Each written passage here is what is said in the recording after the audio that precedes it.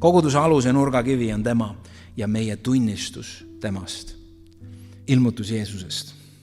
Meil võivad olla traditsioonid, kuidas me koguduses mingisuguseid asju teeme, aga see, mis sind kannab elus, läbi raskuste, läbi kiusatuste, läbi sügavate kriiside, nii isiklikus elus kui kogudusena, on see, kui sul on ilmutus Jeesusest.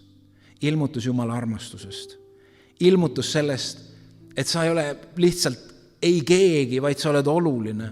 Sa oled Jumala poolt loodud, sa oled Jumala poolt armastatud. Jeesus on valanud oma vere sinu eest.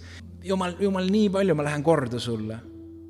Et sa oled pidanud mind nii oluliseks, et sa oled käinud selle tee läbi, selle oma kannatuse tee, selle ohvri tee.